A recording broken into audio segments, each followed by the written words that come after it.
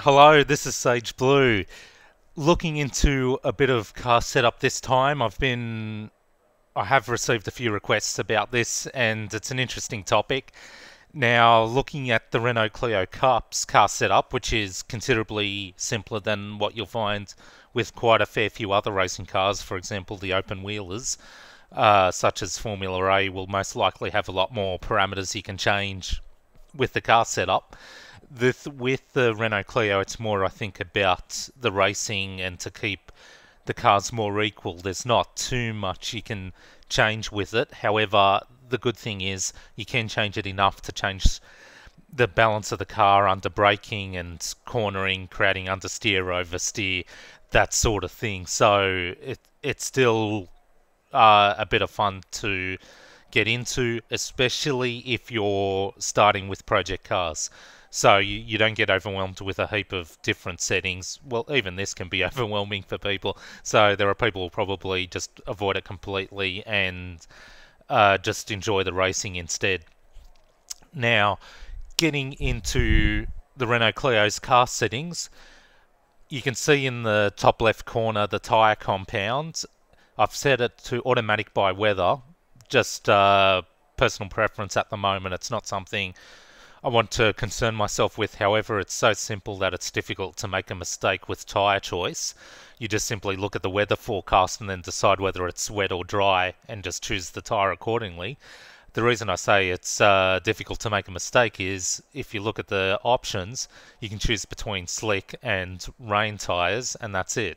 So with other categories, there are probably going to be intermediate wet weather tyres, full wet weather tyres, and so you can make mistakes as to what tyre you want to go on. And in my case, I'm simply happy just to have the project cars choose for me at the moment. It's also to be on an even footing with the AI as well. So I don't want to be, say, for example, on the wrong tyre and they're on the right one and I get swamped and even lapped before I know it. So, or the other way around where I'm on the right tyre set and they're on the wrong one and there's really no racing. For me, I'm just simply enjoying the racing at the moment. Moving on, the tyre pressures. I haven't actually changed too much. It's the default settings 1.6 bar for all tyre pressures, front and rear. I've simply changed them to, as you can see, 1.56 and 1.57. I'd actually rather them just being 1.57 each. Now, it's just to get a bit more oversteer going while braking into corners. I prefer a little bit of oversteer with the Renault Clio, not to understeer so much. Now, while I haven't made much change with the tyre pressures, I've moved the brake balance to the rear just a little bit, and that's all the changes that I've made. I haven't touched the brake duct or the brake pressure. I haven't felt any need to try anything with those yet. Don't feel afraid to experiment, try different values, go out there, test it out. Don't be afraid. You may find, the car goes completely the way you don't want, or it improves a lot more to your liking. And the important thing about experimenting with the car setup is simply obviously you'll know what sort of effects the changes make to the car. So you'll know for the next races that you have, say in this case in the Renault Clio. So trial and error, you can have a practice session like I'm doing right now, or you could just do race weekends and just change the setup for each race that you try. And, you may enjoy just racing the AI instead of having a practice session. The traction control slip down at the bottom, you'll notice that's greyed out and locked. I have no driving aids on. I've switched off the traction control, stability control, and the ABS, for example. I don't want any of that now. I had the stability control on and the traction control actually. Initially, it's just to ease my way into project cars. I didn't want to spend it spinning a lot, even though I did still spin quite a bit. And the reason I spun quite a bit is because of my driving style. In my case, I came from a driving club previously, and driving club's a lot more of it's somewhere in between arcade-ish and sim.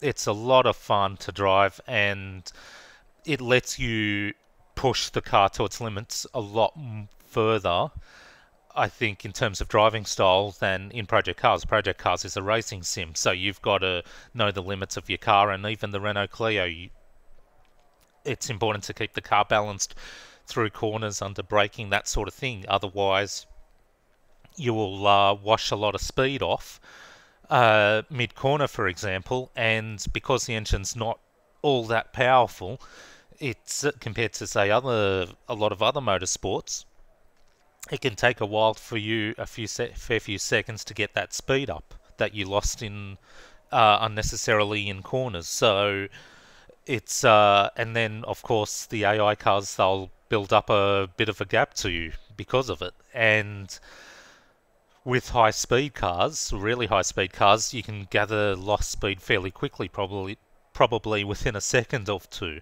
And whereas in the Renault Clio, it could take you several more seconds to get that speed you lost. And so just keep that in mind. It's important to make sure you keep the speed and revs as much as possible. Alton Park's a good example of that. There's one chicane that you go through. If you get out of there in low revs, there's a little hill right up after the chicane, and you'll lose a fair bit of speed to the other cars who have maintained their revs through the chicane. It's you've got to adjust your car setup to your driving style. So, and every track's different, even with the same car. You've got to just keep things in mind, how you want to break into corners, take corners, and it's a lot of fun to just find the right balance for yourself. Now, I hope this little look at the car setup helps, the tips with approaching the car setups. You'll notice in the main area of the screen you have the descriptions of what changes to each of the parameters does. For example, increasing the rear brake balance to create a bit of oversteer, or changing the tyre compounds, that sort of thing. So if you're new to car setups and everything, do read this. You may want to look online, if you want further descriptions of car setups. And I haven't actually looked at the digital manual that comes with Project Cars. That may well have look at car setups and go into more detail. So that's, I think, definitely worth a look if you're new to Project Cars, and most definitely if you're new to car setups. Just at the top of the screen, you'll notice there's 3 tabs: Vehicle, Force Feedback, and Summary. I'm just going to go into Force Feedback. I haven't made any changes at all. I've just simply left it at the default levels. I'm quite happy with the way it's going. Honestly, I don't know what these values mean, but if you're seriously into Force Feedback, I have met fair few people online who love the idea of force feedback, and I can see why, to be honest. Gives you great feedback when you're under braking, for example. It lets you know when you're really at the limit of the car and the car's shaking. It's the feedback that you get, in my case with the controller that I'm using, it's the vibrations vary. So you can tell whether it's just a little bit of the car's just maybe skidding a little bit, or if the car itself is really under enormous strain, that it's actually shaking and probably twitching a little bit as well under braking. And it's a lot of good feedback to know when you're really at your limit under braking and you can't go any further and just fully slam the brakes, for example. So, and just going to the 3rd tab, the Summary, you can get a good look at overview of all the parameters of the car settings. Now, I haven't actually changed much of this stuff at all. It's but it's just for you to have a quick look at. And That's the sort of thing I'd expect with, say, Formula A, because in Formula One simulators, that's the sort of things that you'd be looking at all the time. So the bump stops and the camber angles, that sort of thing. It's open wheelers can have those sort of settings, and but don't worry about that. This is more about if you're just getting into car setups, and more specifically with the Renault Clio.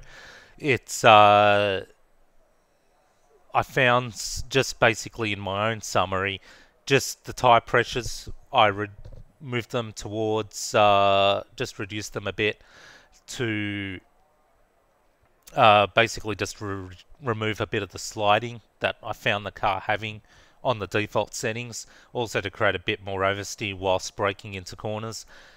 Also, one more thing, it's much of the changes that came with learning the Renault Clio in Project Cars is I adjusted my driving style. So it could be the line that you take in the particular corner, even if it's just a small, like a light bend that you can take flat out, but if you take the wrong line into it, you can't take it flat out. It's trial and error again. It's like with the car setups with your driving style, try different things. And when you try different things on track, the conditions of the tyres and the brakes, how warmed up they are, for example, that really determines what you can do. For example, on the first lap in a race, or certainly first lap in a practice session, the tyres and the brakes are really cold. So you've got to brake earlier than you usually would, say, during a race when the brakes are heated up. And the tyres as well. Significantly, you've just got to take it considerably easier. And as you practice more and more, you'll get more familiar with warming up the brakes and the tyres.